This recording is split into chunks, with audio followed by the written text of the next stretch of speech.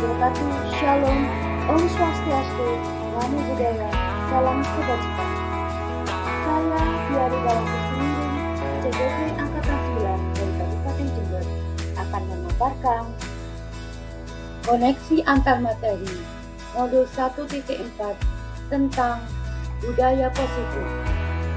Pada video kali ini, saya akan membahas keterkaitan antar materi modul 1.1 tentang filosofi pemikiran Ki Hajar Dewantara, modul 1.2 tentang nilai dan peran guru penggerak, modul 1.3 tentang visi guru penggerak, dan modul 1.4 tentang budaya positif. Terdapat kalimat pemantik. Buatlah sebuah kesimpulan mengenai peran Anda dalam menciptakan budaya positif di sekolah dengan menerapkan konsep-konsep inti seperti disiplin positif, motivasi perilaku manusia, hukuman dan penghargaan, posisi kontrol restitusi, keyakinan sekolah atau kelas, segitiga restitusi, dan keterkaitannya dengan materi sebelumnya, yaitu filosofi pendidikan nasional Ki Hajar Dewantara, nilai dan peran guru penggerak, serta visi guru penggerak. Menurut saya, seorang guru harus mampu menciptakan budaya positif di sekolah. Budaya positif dapat diterapkan di sekolah dengan menggunakan konsep-konsep disiplin positif, motivasi perilaku manusia kaitannya dengan hukuman dan penghargaan, posisi kontrol guru, keyakinan kelas atau sekolah, dan penerapan segitiga restitusi dalam menangani masalah. Disiplin positif adalah proses penerapan perilaku dengan mengacu pada nilai-nilai kebajikan universal untuk memiliki motivasi inklusif. Dalam hal ini, disiplin positif merupakan cara kita mengontrol diri dan bagaimana menguasai diri untuk memilih tindakan yang mengacu pada nilai-nilai yang kita hargai. Tujuan dari penerapan disiplin positif adalah terbangunnya motivasi intrinsik seorang murid, sehingga menggerakkan motivasi dari dalam untuk dapat mencapai tujuan mulia yang diinginkan.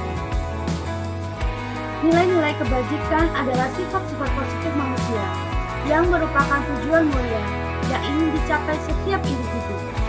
Nilai-nilai tersebut bersifat universal dan lintas bahasa, suku bangsa, agama, maupun latar belakang.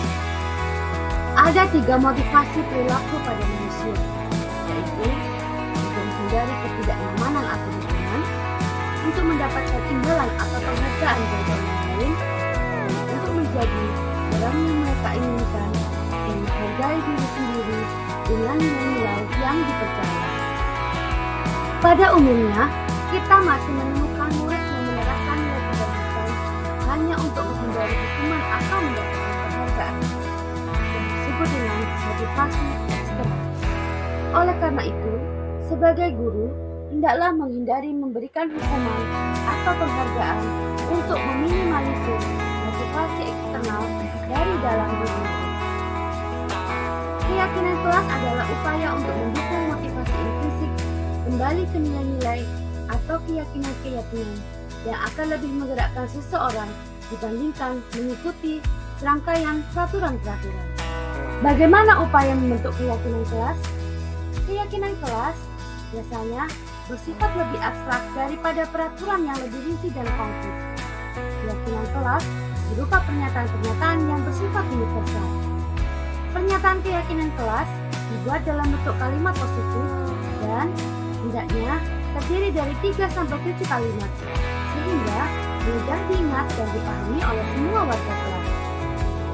Keyakinan kelas sebaiknya sesuatu yang dapat diterapkan di lingkungan kelas atau sekolah. Semua warga kelas hendaknya ikut berkontribusi dalam pembuatan keyakinan kelas lewat kegiatan curah pendapat. Bersedia meninjau kembali keyakinan kelas dari waktu ke waktu. Ada 5 kebutuhan dasar manusia. 1. Kebutuhan untuk bertahan hidup atau survival. 2. Cinta dan kasih sayang atau love and belonging. 3. Kebebasan atau freedom. 4. Kesenangan atau fun. Dan kelima, kekuasaan atau power. Seorang guru memiliki 5 posisi kontrol. Yang pertama sebagai penghukum, kedua pembuat merasa bersalah, ketiga sebagai teman, keempat sebagai pemantau, dan yang terakhir adalah sebagai memimpin. Apabila seorang guru memposisikan dirinya sebagai manajer, maka murid memiliki sikap disiplin positif, yaitu mandiri, bertanggung jawab, dan dapat memecahkan masalah. Tujuan dari hal ini adalah agar murid dapat berefleksi atas tindakannya melalui pertanyaan-pertanyaan bermakna dari guru, sehingga murid dapat belajar dari kesalahannya dan mencari sebuah solusi untuk menyelesaikannya. Dalam segitiga restitusi, posisi kontrol guru sebagai manajer dapat dilakukan dengan 3 langkah segitiga restitusi dalam menyelesaikan masalah, yaitu menstabilkan identitas, validasi tindakan yang salah, dan menanyakan keyakinan. Segitiga restitusi adalah suatu proses dialog yang dijalankan oleh guru atau orang tua agar dapat menghasilkan murid yang mandiri dan bertanggung jawab. Saat guru di posisi manajer, aspek yang dikembangkan pada murid adalah motivasi inklusif, sehingga menanam nilai-nilai kebajikan dapat tumbuh dan berkembang menjadi suatu kebiasaan positif yang akhirnya membentuk karakter murid. Berikut adalah strategi penerapan segitiga restitusi. Keterkaitan budaya positif dengan filosofi pengajar dewan kelas adalah melalui budaya positif di sekolah akan dapat menuntun tumbuh atau hidupnya kekuatan kodrat yang ada pada anak-anak agar dapat memperbaiki laku hidup dan tumbuhnya kekuatan kodrat anak sehingga akan menciptakan murid yang mandiri, merdeka, dan bertanggung jawab. Keterkaitan budaya positif dengan nilai dan peran guru penggerak adalah budaya positif akan dapat terlaksana jika seorang guru memiliki 5 nilai yang terdiri dari berpihak pada murid, reflektif, mandiri, kolaboratif, dan inovatif. Berkolaborasi dengan warga sekolah adalah suatu upaya yang bisa dilakukan untuk mewujudkan budaya positif. Keterkaitan budaya positif dengan visi guru penggerak yaitu untuk dapat mewujudkan visi guru penggerak perlu dilakukan prakarsa perubahan yang sesuai dengan filosofi Ki Hajar Dewantara, yaitu pendidikan yang menuntun dan berpihak pada murid melalui budaya positif agar dapat terbentuk karakter murid yang sesuai dengan profil pelajar Pancasila.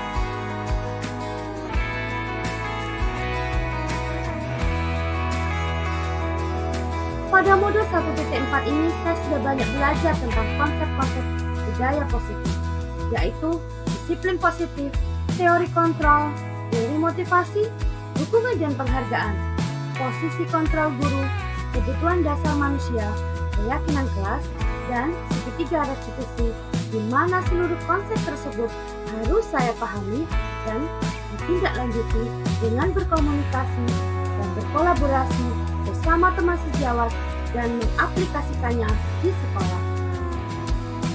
Hal yang menarik dan di luar dugaan adalah saat saya mempelajari 5 posisi kontrol seorang guru. Maka, saat guru memposisikan diri sebagai teman, maka akan menimbulkan hal negatif. Bila suatu saat guru tersebut tidak membantu, maka murid akan kecewa dan berkata, "Saya pikir Bapak atau Ibu adalah teman saya." Murid merasa dikecewakan dan tidak mau lagi berusaha. Hal lain yang mungkin timbul adalah murid hanya akan bertindak untuk guru tertentu dan tidak untuk guru lain. Murid akan tergantung pada guru tersebut.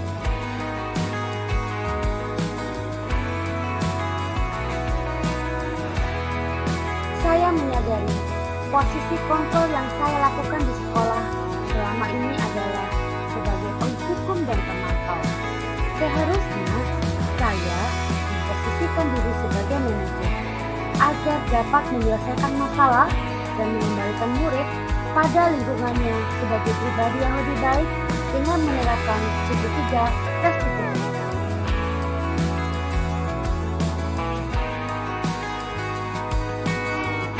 Suatu hari, saya mengalami siswa yang bertengkar dengan temannya satu kelas.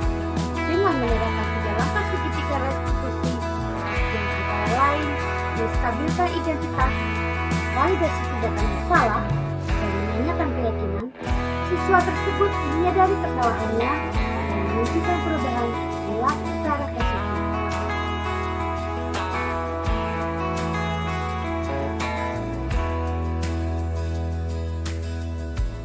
Saya merasakan menjadi lebih termotivasi untuk terus belajar mengembangkan potensi diri, agar menjadi lebih baik, serta mengubah posisi kontrol saya menjadi seorang manajer, supaya saya dapat membantu murid agar bisa termotivasi secara intrinsik.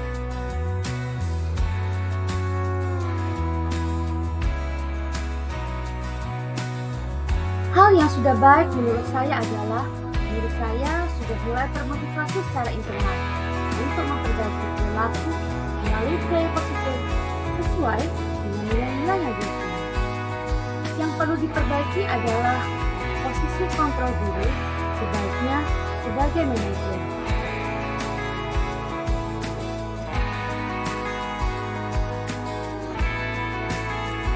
Sebelum mempelajari modul 1.4, saya selalu dalam posisi kontrol sebagai penghukum dan pemantau. Perasaan saya selalu merasa sedih, karena saya tidak mau murid saya menjadi kecewa, marah, dan takut pada saya. Namun, setelah mempelajari modul 1.4 dan mengubah posisi kontrol saya sebagai manajer, saya menjadi lebih tenang dan bahagia, karena murid saya dapat menyadari kesalahannya dan termotivasi secara internal untuk memperbaiki diri.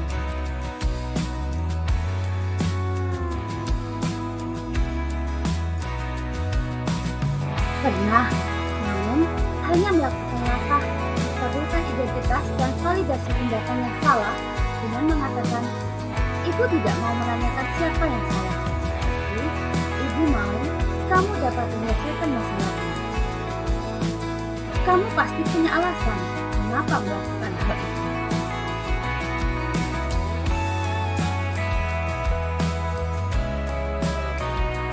Hal-hal yang menurut saya penting untuk menciptakan budaya positif di lingkungan kelas maupun sekolah adalah perlunya komunikasi yang baik antara pihak sekolah dan orang tua murid, agar proses perubahan perilaku murid untuk membentuk karakter yang sesuai dengan profil pelajar Pancasila melalui budaya positif dapat dilakukan secara konsisten dan berkelanjutan di rumah maupun di sekolah. Demikian pemaparan saya tentang koneksi antar materi modul 1.4 tentang budaya positif. Terima kasih. Salam Guru Penggerak.